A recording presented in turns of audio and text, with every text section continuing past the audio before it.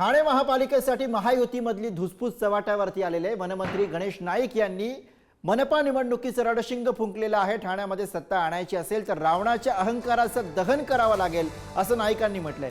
ठाण्यामध्ये महायुतीचाच महापौर बसेल असं श्रीकांत शिंदे यांनी म्हणत विश्वास व्यक्त केलाय।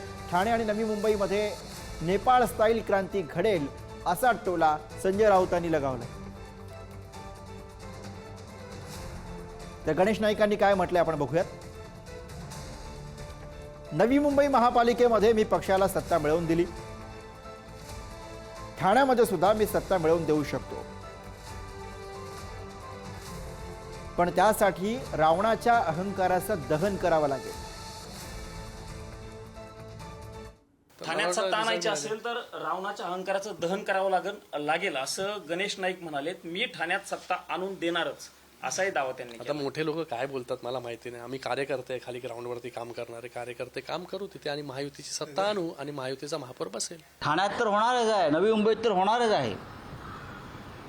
रिव्होल्यूशन होणार आहे ठाणे आणि नवी मुंबईत, क्रांती। ठाण्यात आणि नवी मुंबईमध्ये गणेश नाईक क्रांतीची मशाल घेऊन उभे आहेत। आम्हाला माहिती आहे काय होणार आहे। Revolution, Nepal style. रावण मला वाटत नाही ते ठाण्यातले जे प्रमुख नेते आहेत सत्ताधारी पक्षाचे त्याला ते रावण म्हणण्याची हिंमत दाखवत। राम कोण होणार? रावणाचं दहन करायला रामाला यावं लागेल, मग राम कोण? पण मांडीला मांडी लावून सत्तेत बसायचं, मलाही बोक्यांनी खायची आणि जनतेसमोर उगाच डोळे दाखवायचे। हास्यास्पद आहे, हास्यास्पद।